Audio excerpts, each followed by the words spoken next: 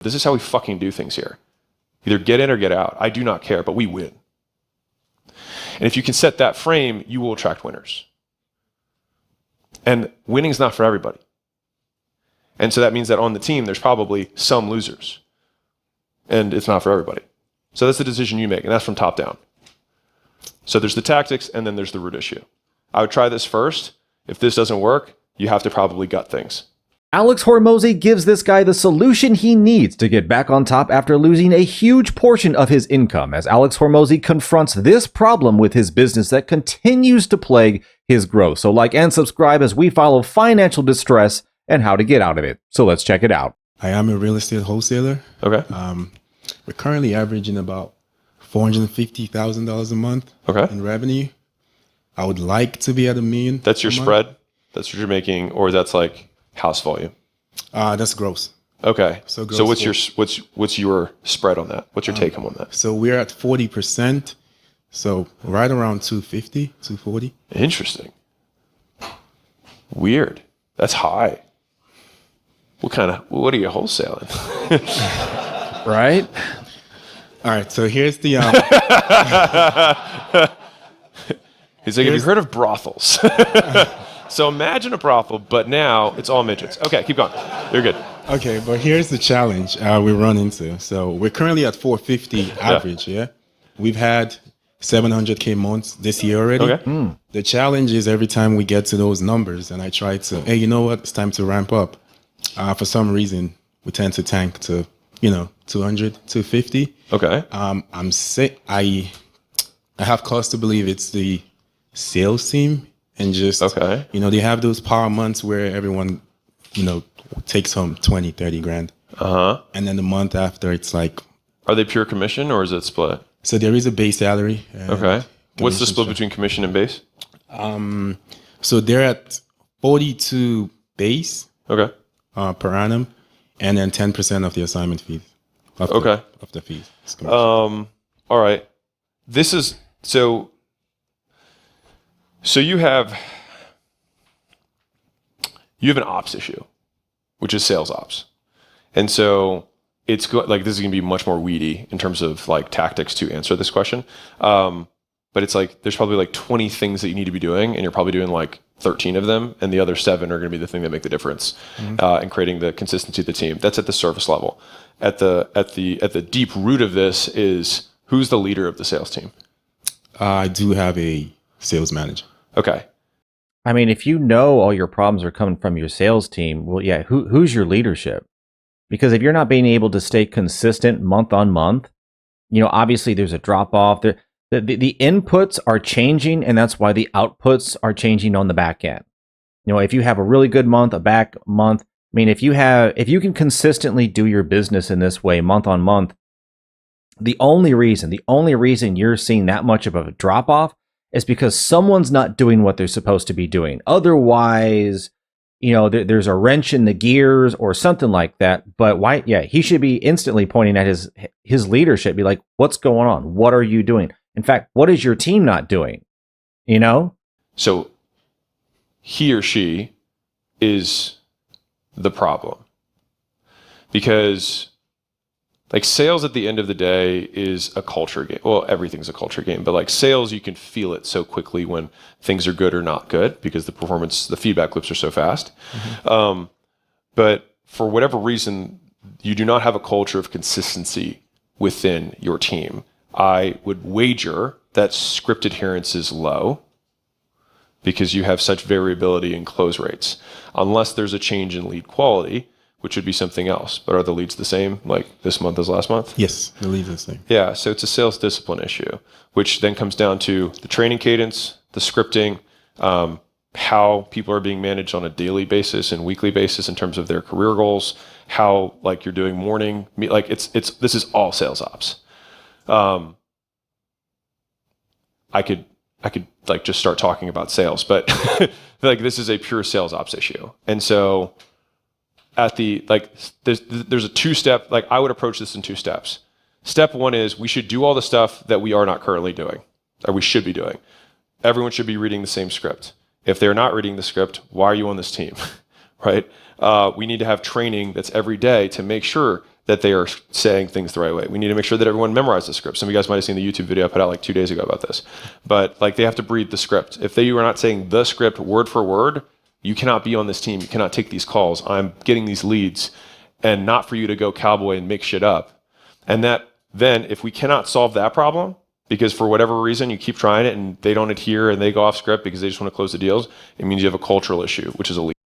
And the other issue is like if everyone's doing their own thing, it makes it that much harder to diagnose the problem. Like when you have everyone following the same pattern, if there's issues that come up, like in this case, okay, we can identify what it is because everyone's saying the same thing, everyone's doing the same inputs, everyone's doing this. So you have like a baseline, almost like, if you use the scientific method, what's your base? What's your control? And everybody being in the same level with the same mindset, saying the same things, that's your base. That's your control. So when you have other issues that come up, you don't even have to go this route and, what's wrong with this? You already know we're all doing this part. So it's got to be something else. But yeah, if people are just going off on their own, this person's saying this, this person's saying this, there's no real consistency. That's going to breed even more problems and confusion between people who may have dealt with this person and then they talk to this person, and everyone's got a different style about it and a different approach. And as a business, you want to, with any service that you provide for anybody, you want to be consistent in that. So everyone gets the same type of close, everyone gets the same type of sale. It's that consistency that then you can use to identify even problems, because this is just going to make it even harder. Leader problem, because it means the leader is reinforcing behaviors that get people to go off script, and there's no consequences for doing it. And so if you want to have a consistent world-class sales team, the process has to always go above the player. No one is above the process. And I do think that 95, maybe 98% of sales teams have no idea how sales training, how sales culture, how any of this stuff works. They just hire a bunch of people, see who closes deals, fire the rest. And so then you just have a bunch of mercenaries who work for you, but there is no culture, there is no team, and it's every man for himself. And that is what creates this volatility in sales. And some guy says something and he closes a deal and the other guy's like, oh, I'm gonna try that now. And there's no consistency across the board. And that also gets you in trouble long-term because they start promising things and making deals that you can't cash. That makes a lot of sense. Up until now, we have scripts, but they're more of suggestions. Guidelines. Yeah. No, like I've done a lot of sales. Like this is a straight out of the book checklist problem. Like we have to do all of these things. If we do this entire checklist, we will get this outcome. If we can't do this checklist, the leader is the problem because they don't know how to reinforce culture, which then means that they're not able to get the right people on and the wrong people out, which sometimes means we might have to fire half the team to get the right people in so that we can build the culture we need to get to where we want to go. Because you are in, like, I showed the shapes of businesses. You are in a sales and marketing business. There's functionally no delivery.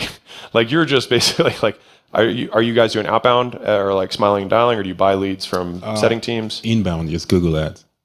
Google Ads? Yeah. Okay, so you have inbound leads that are coming in and then you close. Like that's the business. Yeah. Like you buy media, you sell shit. And so like this has to be a core, like you have to be world-class at this if you want to be world-class at wholesale. Gotcha. But that's the constraint. In the events that I have to, let go of half the team because they're just not good enough. Yeah. Where do you suggest I look for? It's not about where, it's about how. So it's not like I'm going to find, like, the better you get at training sales and creating consistent sales processes, the less skill someone can have and create a consistent outcome within your team, which becomes the arbitrage of your business. Just like I said, the cleaning thing before, if the whole constraint of that business is going to be finding, basically taking a human being and then turning them to a great cleaner that actually shows up on time, you have to take the raw input of somebody who has no skill and just has work ethic, just has energy, and in 14 days, you can get them closing deals on wholesaling. That box is the value that your company, that is your IP, that is the trade secret. That's how your company is valuable. Yeah, look, it's so much easier to create a continuous system that anybody can follow over and over and over again. And then, because that way, you can take almost anybody, like Alex Hormozi says, almost anybody, just say this, do this, because these companies get so big.